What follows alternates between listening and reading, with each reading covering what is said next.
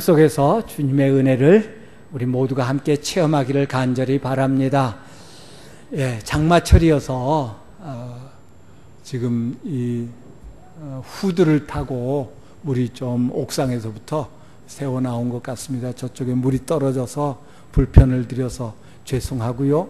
어디가 금가고 터지고 해서 뭐 그런 건 아니니까 걱정하지 마시기, 너무 불안해하지 않으셨으면 좋겠고요. 또 장마철이어서 이 조명을 조정하는 이 조정기가 저 방송실에 있는데 전에도 한 번씩 이렇게 좀 작동이 잘 안 되다가 되곤 했는데, 그래서 되려니 하고 그냥 기다렸는데 이번 주에도 작동이 잘 안 돼서 여러분 제 얼굴이 좀 그렇지 않아도 시커먼 얼굴 잘 안 보여도, 예, 안 보이면 귀가 더 이렇게 더 발달하죠. 하나님 말씀 들으시고 은혜 받는 시간 되시기를 바랍니다. 미국의 쉐리라고 하는 한 여성이 있었습니다. 이 여성은 휴가를 맞이해서 대도시를 떠나서 시골에 여행을 갔습니다. 시골에서 이렇게 우연히 고개를 들어서 하늘을 바라보다가 정말 오랜만에 보는 아름다운 석양이 눈에 들어오는 것을 볼 수 있었습니다. 너무너무 아름다운 것입니다. 한참 넋을 놓고 이렇게 그것을 바라보고 있다가 혼자 보는 게 너무 아까워서 바로 그 옆에 있는 가게로 뛰어들어갔습니다. 가게에 가니까 한 아주머니가 이제 가게에서 점원으로 일하고 있었습니다. 아주머니 잠깐만 밖으로 나와 보세요. 아니, 손님이 들어오더니 잠깐 밖으로 나오라고 그러니까 밖에 무슨 일이 벌어졌나 싶어서 밖으로 나옵니다. 그러니까 그 쉘이라고 하는 여인이 그 노을을 가리키면서 아주머니 저 노을 좀 보세요. 너무 아름답지 않습니까? 저 노을이 저렇게 아름다운 것은 하나님이 살아계시기 때문입니다.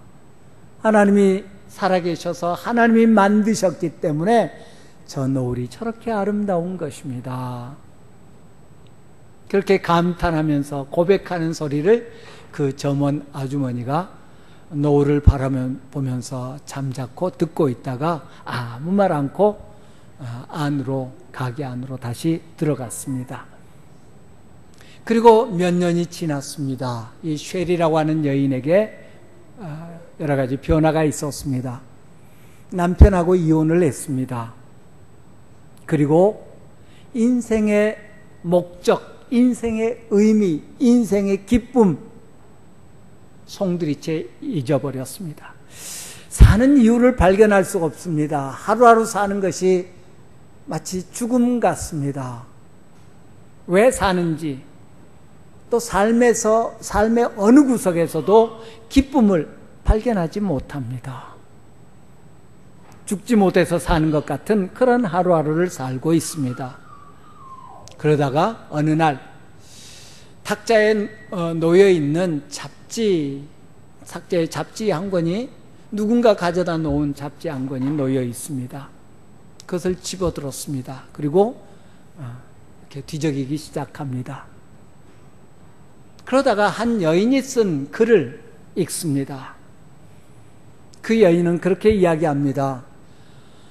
남편과 이혼해서 정말 힘든 나날을 살다가, 그래, 아무도 없는 곳에 가서 살자. 내 사정, 내 형편 아무도 모르는 곳에 가서 살아야겠다.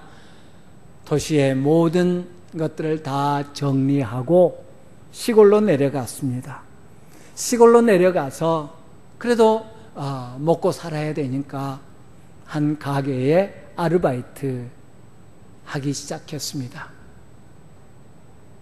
그럼에도 불구하고 그곳에서도 그렇게 삶의 의미를 발견하지 못하고 그냥 하루하루를 살아가고 있는데, 어느 날 오후에 한 여자가 가게로 뛰어들어오니 나와보라고.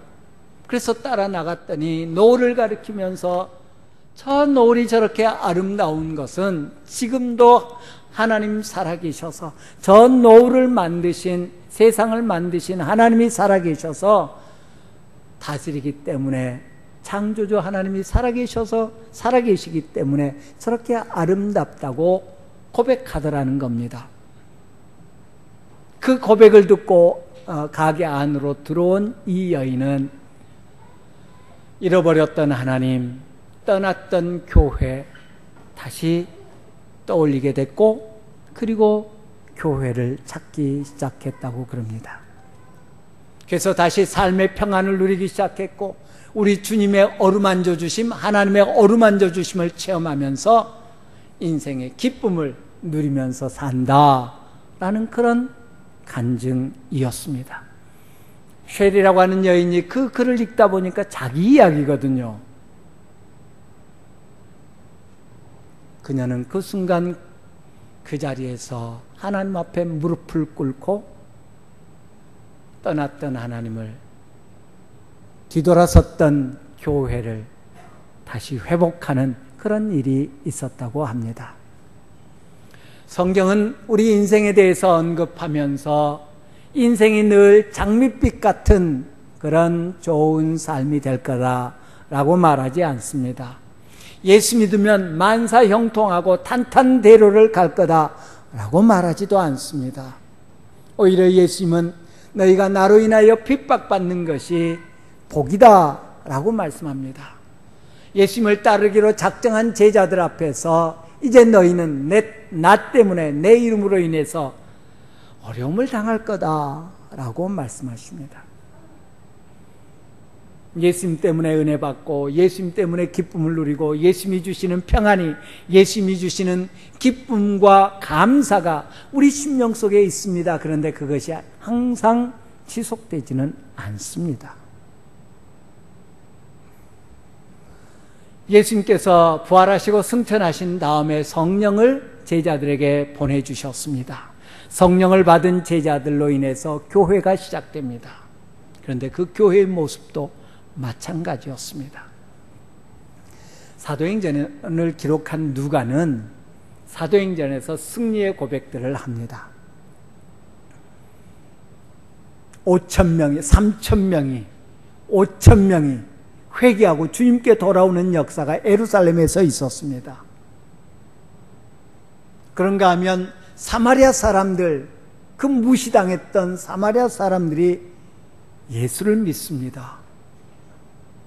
얼굴색이 다른 저 아프리카의 에티오피아 한 관료가 예수님을 영접합니다. 예수님을 핍박했던 사울이라고 하는 청년, 예수 믿는 사람들을 잡아다가 옥에 가두는 일에 앞장섰던 사울이라는 청년이 회심하는 사건을 기록합니다. 그런가 하면 가이사라라고 하는 곳에 와 있던 로마 사람들이 다수가 이방 사람들인데, 할례받지 못한 사람들인데 그들이 예수님을 영접하기에 이릅니다. 어디 그뿐입니까? 안디옥이라고 하는 곳에서는 이방 사람들이 많이 주님께로 돌아오고, 그래서 예수 믿는 사람들의 수가 많아지니까 사람들이 쟤들은 예수쟁이래, 그리스도인이라고 하는 별명을 지어 붙이기까지 하기에 이르렀습니다. 승리의 고백들입니다. 주님의 성령의 역사로 말미암아서 놀라운 변화들이 나타나는, 회심하는 역사가 나타나는 그런 아름다운 고백들입니다. 그런데 그 중간중간에 여러 가지 문제들이 야기되는 것을 볼 수 있습니다. 숫자가 많아지니까 참 좋았습니다. 예수 믿는 사람들이 3,000명씩 그냥 회개하고 예수의 이름으로 세례받고 주의 제자가 됩니다. 얼마나 좋은 일입니까? 그런데 좋을 줄만 알았는데 히브리파 유대인들, 본토박이 유대인들과 헬라파 유대인들, 저 이방 땅에서 나고 자랐던 유대인들 사이에 갈등이 생깁니다.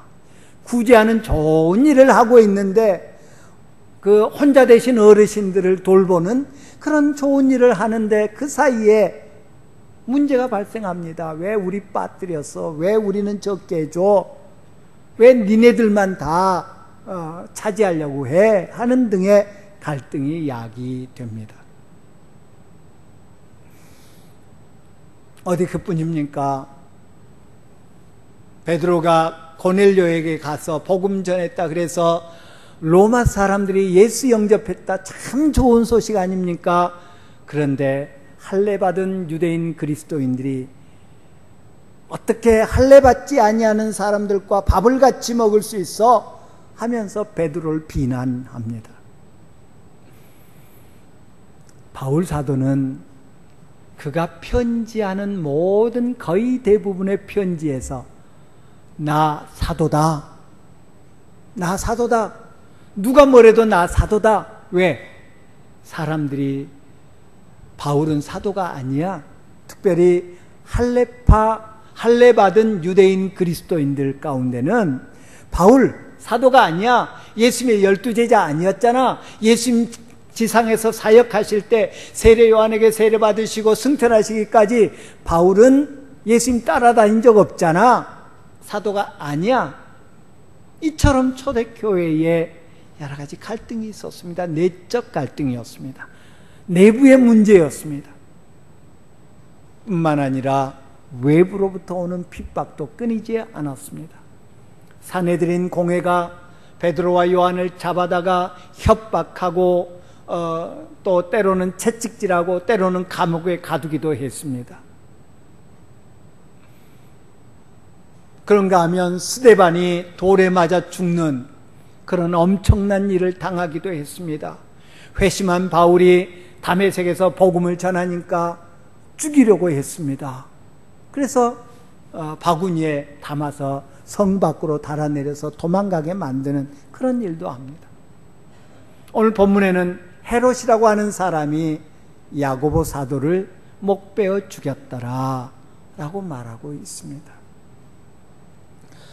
이처럼 우리 삶에는 예수님에 의한 기쁨과 감사의 제목들, 그리고 주님이 주시는 평안과 은혜 있지만 내적으로 외적으로 갈등과 핍박이 찾아오기도 하더라 하는 것입니다. 나 예수 믿고 문제가 하나도 없어. 나 예수 믿으니까 모든 문제 다 해결됐어. 그게 복이 아니라요. 여러 가지 문제들이 우리 앞에 산재해 있지만 내 앞에 넘을 수 없는 큰 산이 내 앞을 가로막고 있지만 그 문제를 주님의 도우심으로 극복하는 것, 그것이 큰 은혜인 줄 믿습니다. 문제가 있다고, 어려움이 닥쳤다고 낙심하고 좌절하지 마십시오. 왜 나는 예수 믿는데 이런 문제가 있어, 이런 어려움이 있어, 가정에, 직장에, 자녀들에. 나 예수 믿는데 그래도 열심히 신앙생활을 하려고 하는데 나 구원의 확신이 분명한데 그럼에도 불구하고 왜 우리 집에 이런 문제가 있을까? 이런 어려움이 있을까?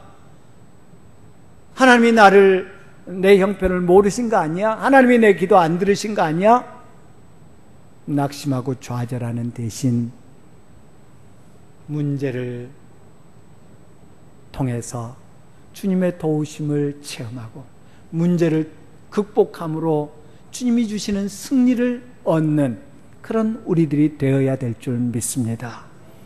오늘 본문은 이 승리의 고백들 속에 끼어있는, 중간중간 끼어있는 그런 핍박, 박해, 문제를 언급하고 있습니다. 안디옥에 예수 믿는 사람들이 많아졌습니다. 안디옥 교회가 세워지고요.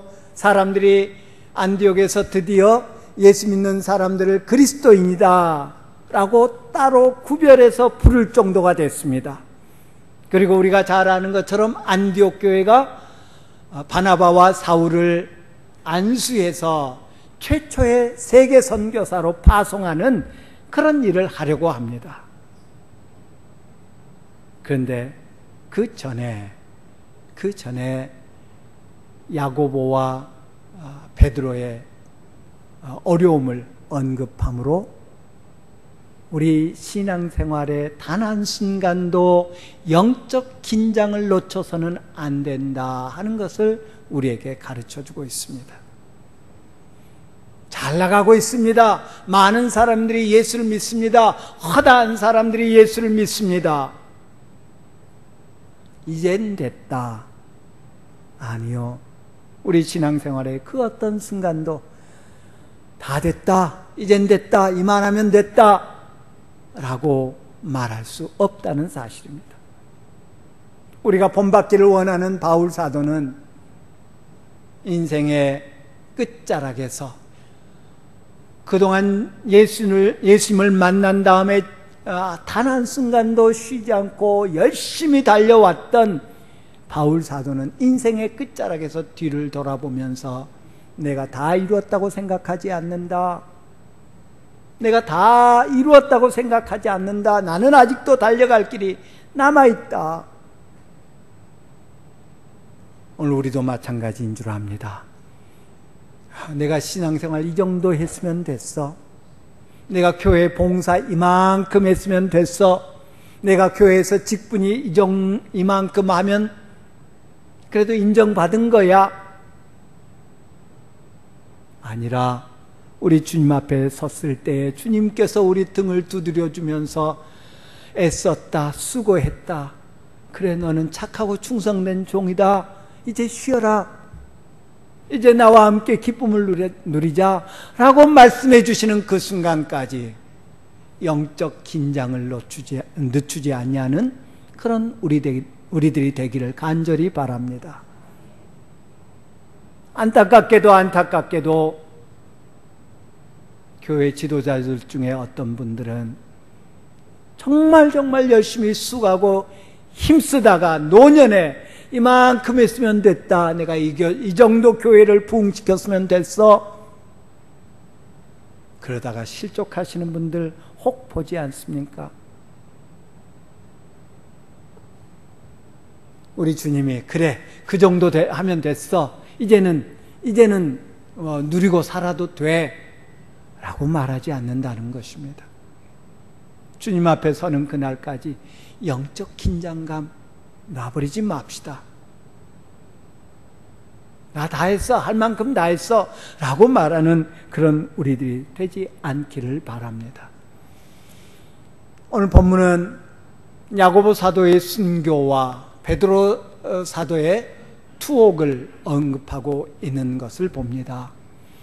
오늘 본문 1절에 보면 그때가 어느 때입니까? 잘 나갈 때에, 흥왕에 갈 때, 성도들이 많아지고 이방에도 막 복음이 전해지고 이제 드디어 세계 선교에 선교사를 파송하려고 하는 그 즈음에 헤롯이 야고보를 죽이고 베드로를 감옥에 가두었다고 오늘 본문은 우리에게 가르쳐주고 있습니다.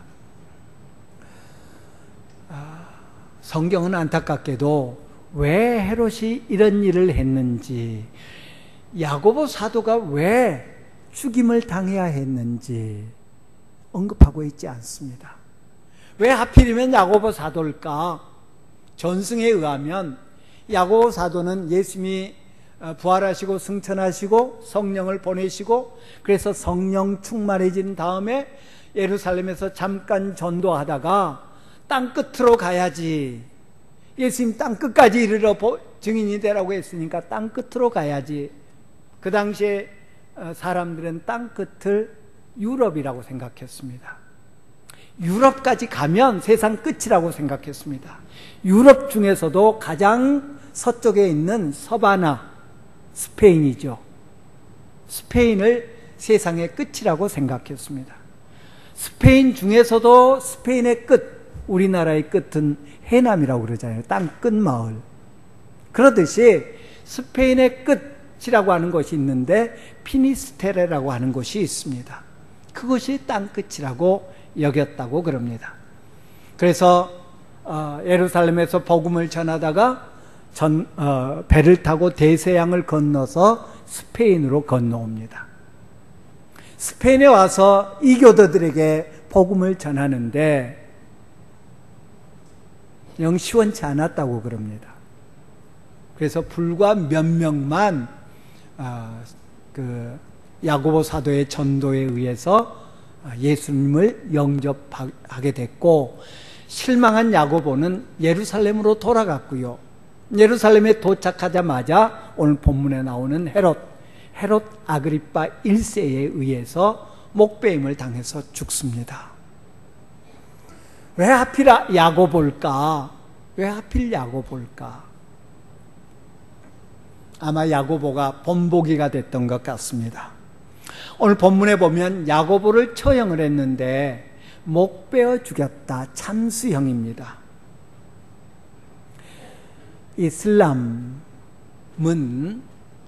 유일신 알라를 섬기죠. 이슬람은 많은 부분에 있어서 기독교와 유사합니다. 왜냐하면 그들도 아브라함의 후손이라고 자기들을 말하거든요. 에서의 후손들이 되게 되는데, 그러다 보니까 구약의 대부분을 믿고요. 자, 우리 안 좋은 소식입니다만은 이슬람 과격단체인 IS, 이슬람 국가라고 하는 그런 무장단체가 종종 인터넷에 자기들이 사람들을 죽였다라고 하면서 올라옵니다. 어떻게 죽이죠? 참수형입니다. 총으로 쏴 죽이는 것이 아니라, 물론 전쟁 때는 그렇게 하지만 사람을 처형할 때는 총으로 죽이지 아니하고요, 칼로 죽입니다. 목베어 죽입니다. 이들에게 있어서 이슬람도 그렇고 유대인들도 그렇고 목베어 죽이는 것은 가장 수치스러운 죽음 중에 하나라고 그럽니다. 어떤 사람들을? 배교자들, 신앙을 배신한 배교자들, 그리고 이단들을 목베어 죽이는 일을 했습니다. 야고보 사도를 나중에 이제 전승에 의하면 바울 사도도 베드로 사도도 바울 사도가 목베어 죽임을 당하게 되는데, 이 야고보 사도를 목베어 죽였다는 것은 당시 유대인들이 예수 믿는 사람, 예수님을 메시아로 믿는 사람들을 배신자, 배교도 혹은 이단 이렇게 여겼었다라는 것입니다.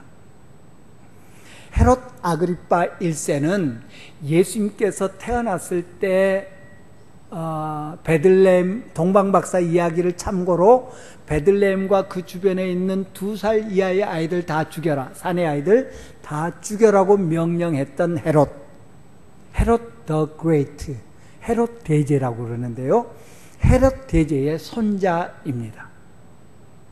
이 사람은 암몬 사람이었고요, 로마에서 태어나서 자란 사람이었습니다.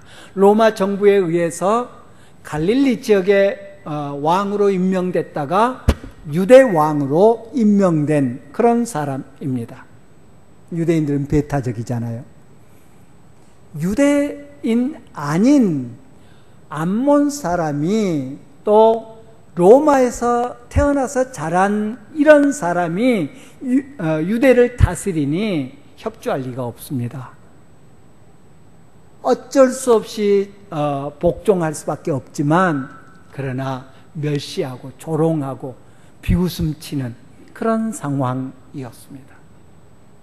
야고보 사도를 죽인 것을 보고 유대인들이 기뻐하니까 이 기회에 유대인들의 환심을 사야 되겠다, 베드로도 죽이려고 했는데 그날이 안식일이어서 감옥에 가두었다고, 무교절이어서 감옥에 가두었다고 말합니다.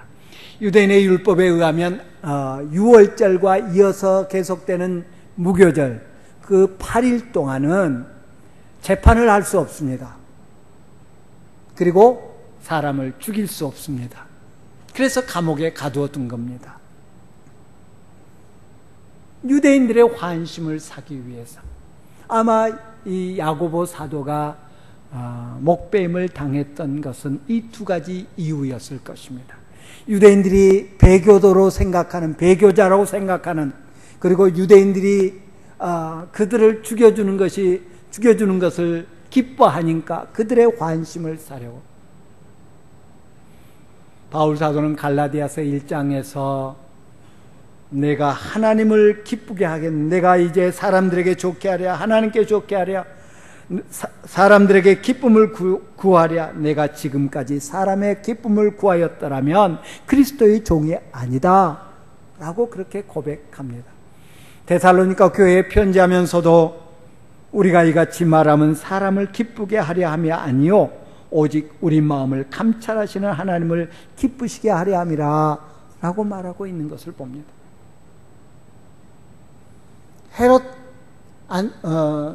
헤롯은 사람들의 마음을 기쁘게 하기 위해서, 유대인들의 마음을 기쁘게 하기 위해서 스데반을 목베었습니다. 베드로를 죽이려고 감옥에 가두어 두었습니다. 반면에 바울 사도는 아니, 성경에 우리 사도들은 주님을 기쁘시게 하기 위해서, 주님을 기쁘시게 하기 위해서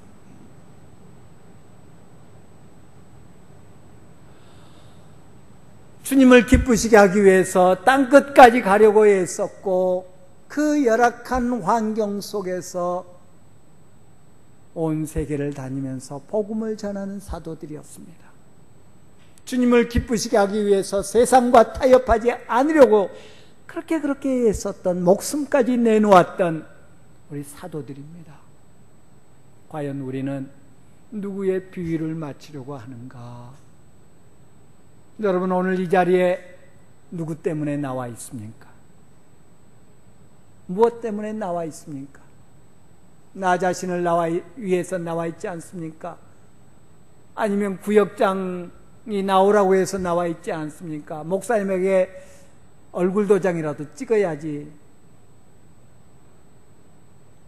우리 삶의 모든 것들이 우리 주님을 기쁘시게 하는 그런 삶이 되기를 간절히 바랍니다.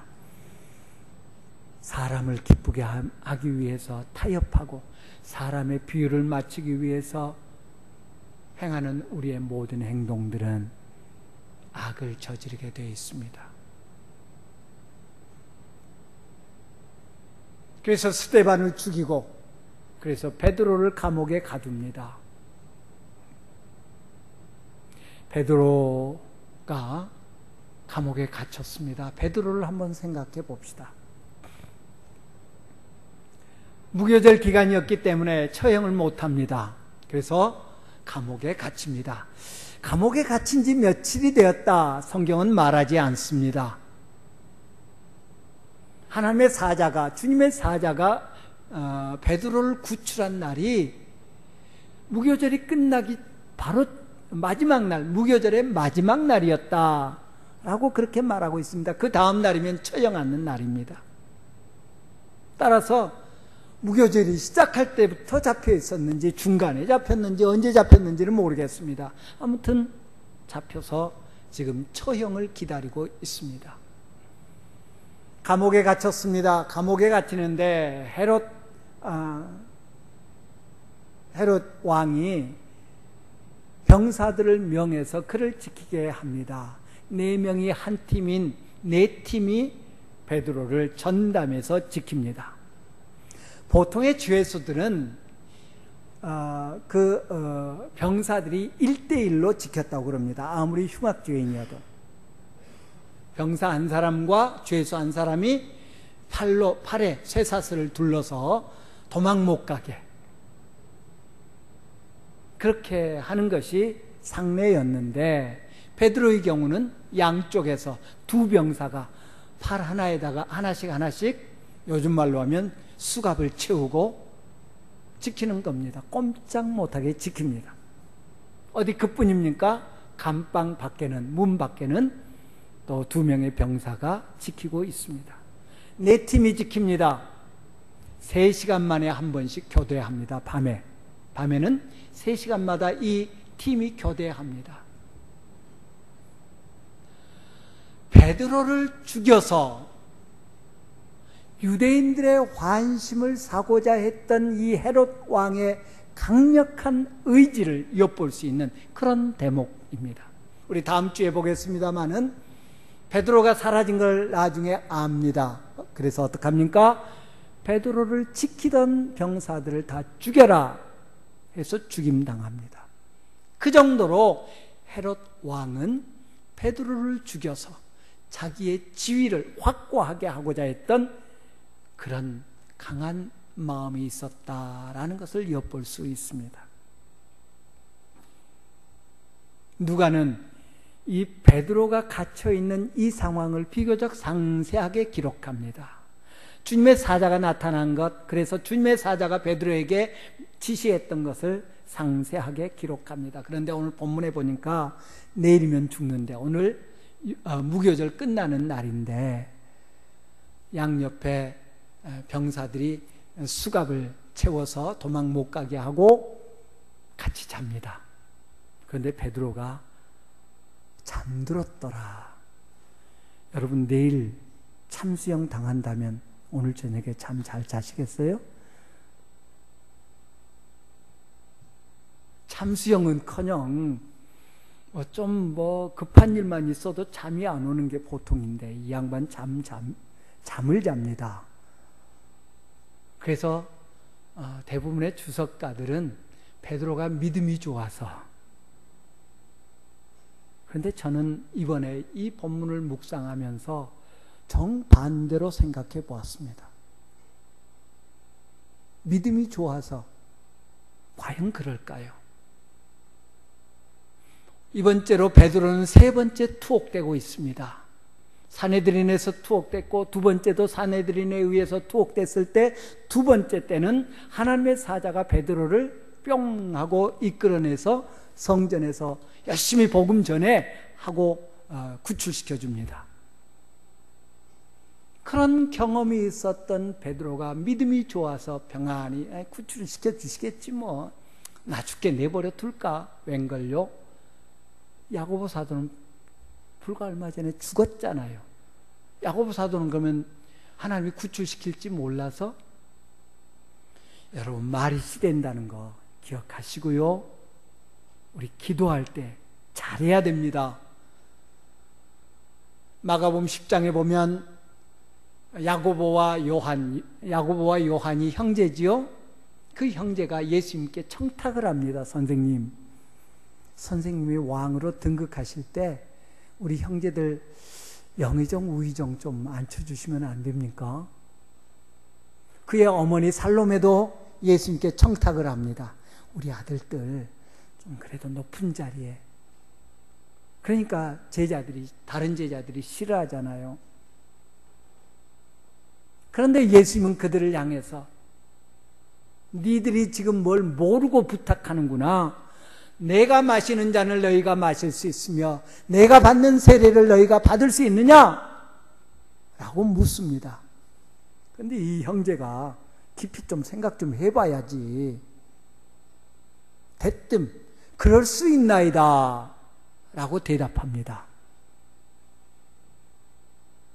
그 결과 꼭 그래서 그러지는 않았겠습니다마는 아무튼 이상하게 야고보는 최초의 순교자가 됐고요.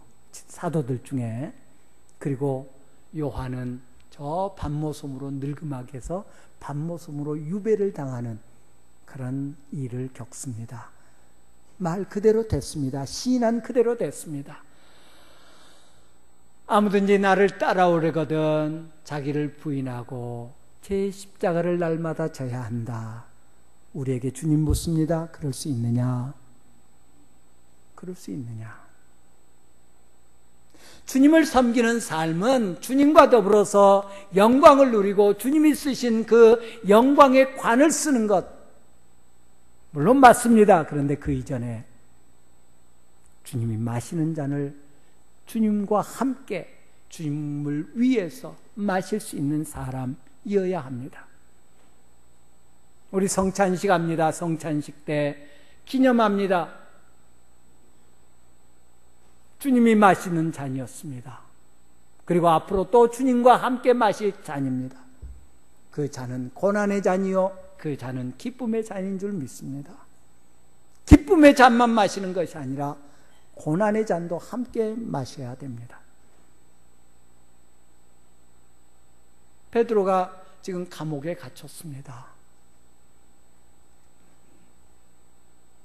만약 그가 주님이 이 마지막 순간에 자기를 구출시켜 주실 것을 믿는 믿음이 있었다면 저 같으면 잠 못 잡니다. 이제나 주님이 보내시는 사자가 올까? 이제나 이 손에 묶은 쇠줄이 풀어질까? 하나님 오늘은 이번에는 어떤 식으로 나를 구출해 주실까? 그리고 주님의 사자가 짠 등장하니까 글쎄요 몇 시에 등장했는지 모르겠습니다. 그러면 어때야 돼요? 아니 이 양반아 좀 빨리 좀 오시지. 아 내가 마음 졸여 죽는 줄 알았잖아요. 좀 빨리 좀 오시지. 저 같으면 그랬을 것 같아요. 그런데 자고 있어요. 자고 있는데 주님의 사자가 베드로를 깨웁니다. 어떻게 깨운다고요? 옆구리를 쳐서. 이제 다음 주에 보겠습니다마는 이 헤롯이 교만해가지고 죽습니다. 죽는데 어떻게 죽죠? 하나님이 쳐서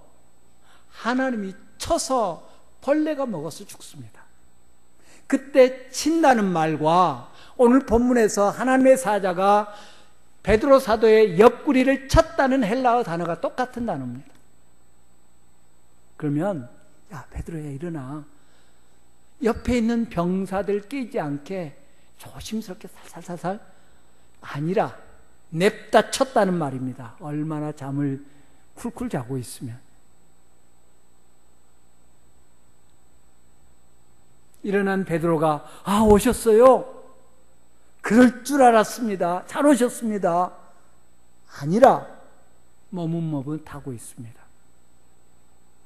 오늘 본문에서 하나님의 사자가 베드로를 구원하기 위해서 다급하게 또 강력하게 역사하는 것과 대조적으로 베드로는 느긋합니다. 그리고 소극적입니다. 일어나! 쳐서 깨우고요. 옷 입어! 띠띠어! 신신어!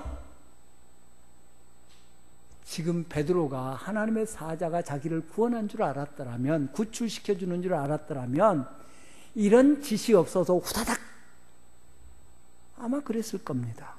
그런데 그러지 않습니다. 왜?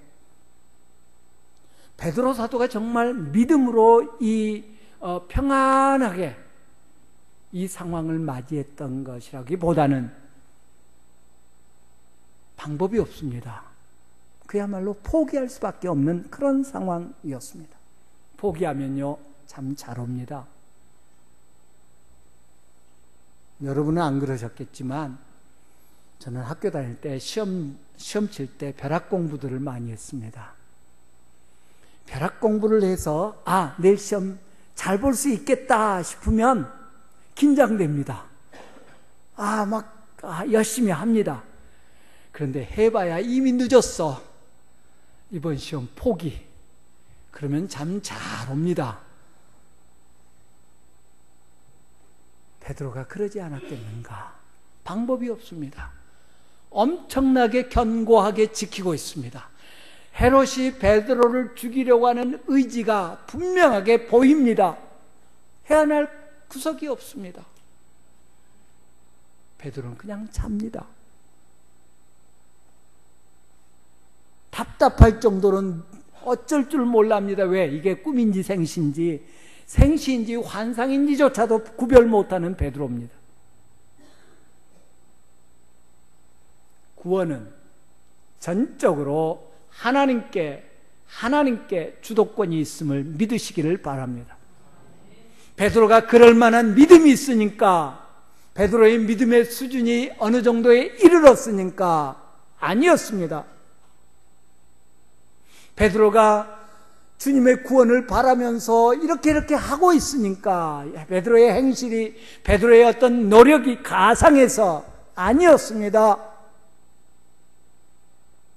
하나님께서 베드로를 통해서 이루고자 우리 주님께서 계획하신 일들이 있어서 주도적으로 베드로를 구출하십니다.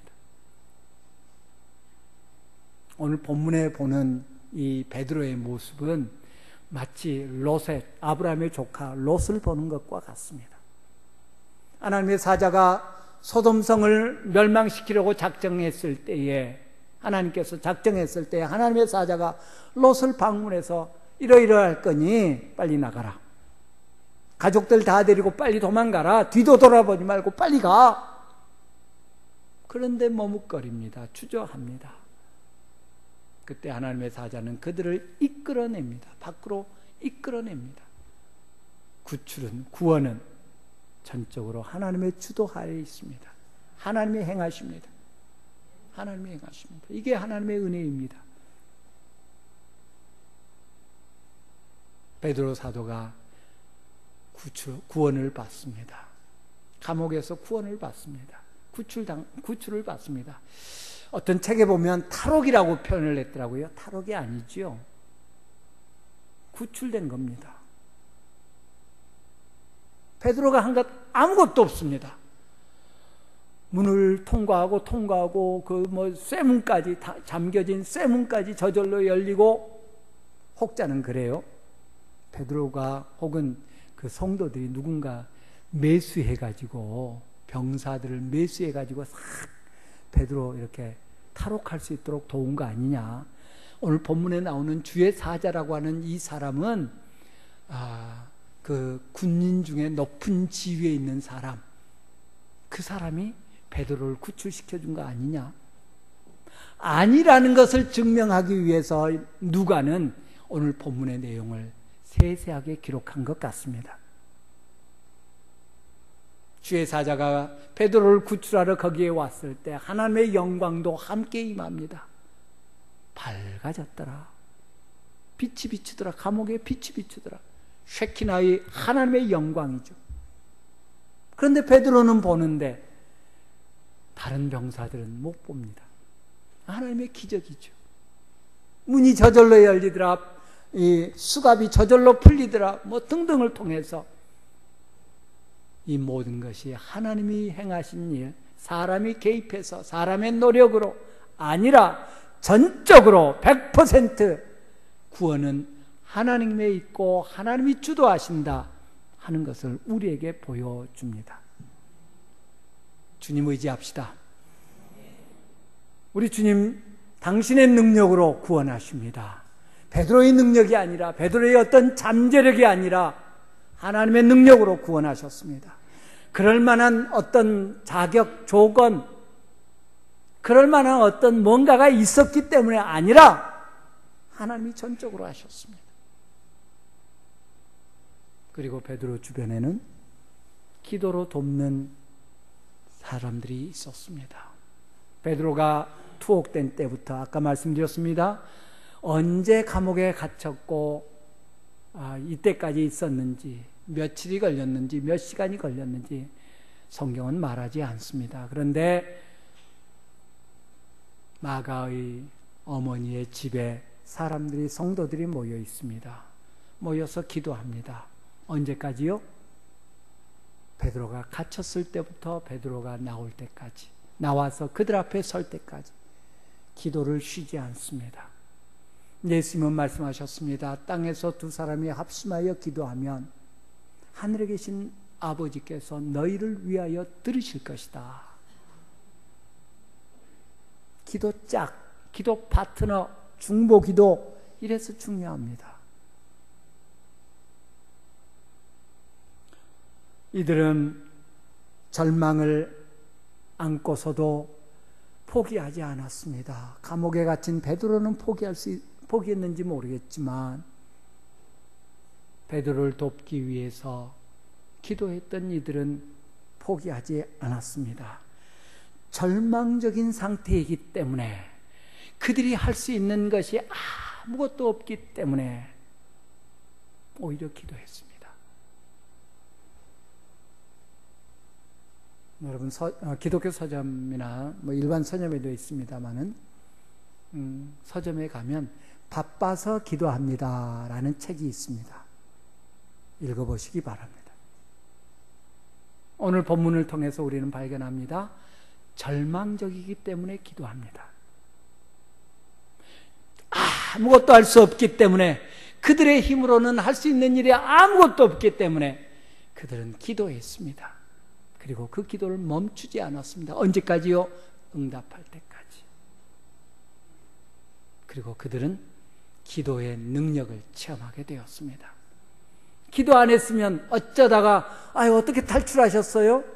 했겠지만 그들은 하나님이 우리 기도 들으셨습니다 라고 고백하게 됐겠지요. 기도를 멈추지 맙시다. 그래서 주님이 내 기도 들으셨노라고 고백하는 우리 모두가 되기를 간절히 바랍니다. 기도하겠습니다. 좋으신 하나님 감사합니다.